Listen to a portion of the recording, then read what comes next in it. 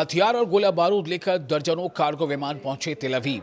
Donald Trump और Netanyahu में आधे घंटे हुई फोन पर बातचीत। क्या ईरान के ऊर्जा ढांचे को बनाया जा सकता है निशाना? संभावित हमले के मद्देनजर क्या है ईरान की तैयारी? आप देख रहे हैं मिडिल न्यूज़ 18 का सोशल मीडिया प्लेटफॉर्म। मैं हूं विशाल। मिडिल ईस्ट में एक बार फिर बड़े युद्ध की यानी जंग की आशंका तेज हो गई है। इस्राएली मीडिया रिपोर्ट्स और अमेरिकी सैन्य गतिविधियों ने संकेत दिए हैं कि अमेरिका और इस्राएल मिलकर ईरान के खिलाफ नए सैन्य हमले की तैयारी कर रहे हैं, फौजी हमले की तैयारी कर रहे हैं।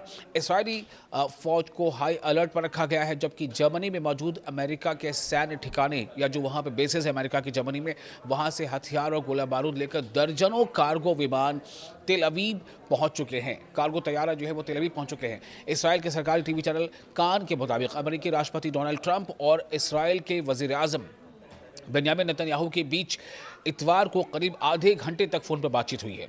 इस दौरान दोनों नेताओं ने ईरान के खिलाफ संभावित नए सैन्य अभियान यानी मिलिट्री ऑपरेशन पर चर्चा की। रिपोर्ट में एक सीनियर सुरक्षा अधिकारी के हवाले से कहा गया है कि ये अगर अमेरिका ईरान पर दोबारा हमला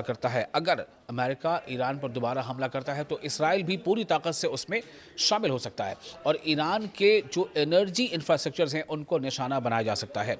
इस्राएली चैनल 12 ने दावा किया है कि बातचीत ऐसे वक्त हुई है जब इस्राएली फौज को हाई अलर्ट पर रखा गया है और इसी मौके पर डोनाल्ड ट्रंप की और बेंजामिन नेतन्याहू की आपस से बात हुई है।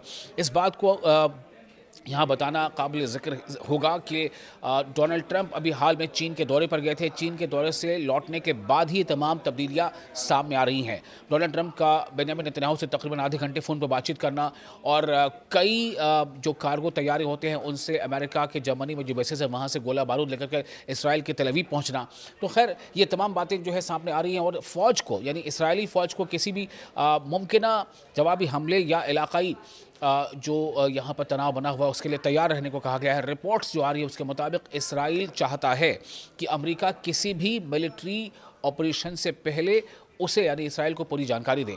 हालांकि अभी हमले की संभावित तारीख यानी मुमकिन कोई तारीख या वक्त अभी तय नहीं है, लेकिन ऐसा लग रहा है कि अमेरिका जो है या तो एक बार फिर वो दबाव बनाने की कोशिश कर रहा है या फिर वाकई अमेरिका इसराइल के साथ मिलकर एक बार फिर से ईरान पर हमला कर सकता है। एक्सपर्ट कह रहे हैं कि फिर जंग का दावा है, ऐसा लग रहा है। एक्सपर्ट का भी कहना है कि हो सकता है कि फिर से जंग का दावा किया जाए। डोनाल्ड ट्रंप अगले 24 से 48 घंटों के भीतर, हालांकि ये इसको भी घंटों में बताना सही नहीं होगा क्योंकि इससे पहले कई बार हम देख चुके हैं कि 24 घंटे और 48 घंटे और 68 घंटे भारी, लेकिन हाँ ये ज़रूर है कि डोनाल्ड ट्रंप जो लगातार जिस तरह से उनकी मशगूलियात हैं वो काफ़ी कुछ कह रही हैं, जो इशारे मिल रहे हैं वो काफ़ी कुछ बता रहे हैं। तो फिर भी ये आपको बताना ज़रूरी है कि हो सकता है कि अगले आने वाले 1-2 दिन में 3 दिन में ईरान के ख़िलाफ़ मिलिट्री ऑपरेशन फिर से अमेरिका शुरू कर सकता है। इसके पूरे जो है इशारे मिल रहे हैं। ये दावा दोहा इंस्टीट्यूट ऑफ ग्रेजुएट स्टडीज़ में भी मीडिया स्टडीज़ के प्रोफेसर हैं मोहम्मद अल मासरी, उन्होंने भी किया है। ऐसे कई जो इस बारे में जानकार हैं जो इन तमाम चीज़ों को बहुत करीब से नज़र रखते हैं कि किस मुल्क की क्या जो है वहाँ पर ऑपरेशन चल रहे हैं और क्या तैयारियां चल रही हैं, तो ऐसे लोगों का कहना है कि बहुत हद तक मुमकिन है कि एक बार फिर अमेरिका और इसराइल जो ईरान पर हमला करें। इसमें और कुछ जानकारी सामने आई है जिसमें बातचीत में एक बहुत ही एक्सपर्ट कमेंटेटर है मिलिट्री ऑपरेशंस के, उन्होंने जिनका नाम है अल मासरी ने कहा है कि डोनाल्ड ट्रंप पर कई तरफ से दबाव है।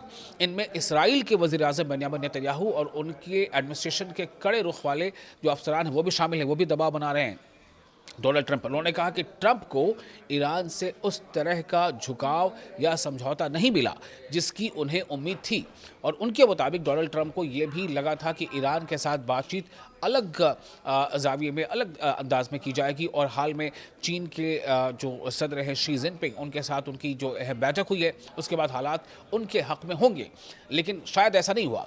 इसराइल पहुंचे हथियारों से लदे विमान। अब ये जो जानकारी आपको पहले दिया था कि बहुत सारे ऐसे कार्गो तैयारे हैं जिनमें अमेरिका के बेसिस से जो जर्मनी में है वहाँ से हथियार और गोला बारूद लेकर वो इसराइल पहुँचे हैं। तो ये जानकारी आपको और तफसील से दे देते हैं। अमेरिकी सैन्य गतिविधियां भी तेज़ी से हो रही हैं, बढ़ रही हैं। जो मिलिट्री ऑपरेशंस का मतलब है कि जो मिलिट्री की मूवमेंट है वो काफ़ी तेज़ी से बढ़ती नज़र आ रही हैं। और इसराइल का ही एक और चैनल, इसका नाम है चैनल 13 इसराइली चैनल 13 के मुताबिक पिछले 24 घंटे में अमेरिकी कार्गो विमान बड़ी मात्रा में, बड़ी क्वांटिटी में हथियार और गोला बारूद लेकर इसराइल पहुंचे हैं। माना यह जा रहा है कि ये खेप ईरान के खिलाफ मुमकिना जंग की तैयारी का हिस्सा है।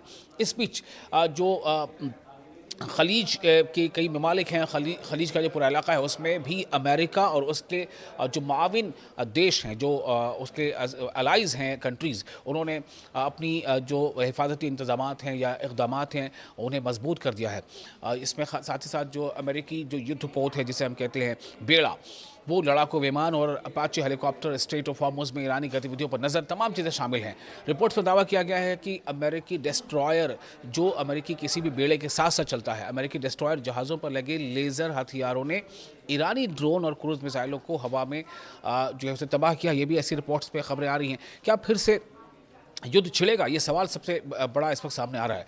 इस बीच डोनाल्ड ट्रंप लगातार ईरान को चेतावनी दे रहे हैं, धमकी दे रहे हैं और उन्हें सोशल मीडिया पर एआई जनरेटेड तस्वीरें साझा भी की हैं जिनमें ईरान की ओर बढ़ते लाल तीर और तूफान से पहले का सन्नाटा जैसे कई पैगामात उसमें इशारों में दिए गए हैं। डोनाल्ड ट्रंप ने साफ कहा है कि अगर तेहरान यानी ईरान अमेरिका के साथ अमन समझौता नहीं करता है तो उसे बहुत बुरे हालात का सामना करना पड़ेगा। और तलब है कि फरवरी में अमेरिका और इसराइल की ओर से ईरान पर किए गए हमलों के बाद करीब 40 दिनों तक ये जंग चलती रही थी। बाद में सीज़ फायर हुआ, लेकिन अमन को लेकर के जितने भी डायलॉग्स हुए, बातचीत हुई, वो किसी ठोस नतीजे तक नहीं पहुंच सकी हैं। और अब एक बार फिर हालात ऐसे बनते जा रहे हैं, ऐसा लग रहा है कि फिर से जंग के बादल मंडरा रहे हैं। लेकिन फिर वही बात, क्या ये दबाव बनाने की एक हिकमत अमली है?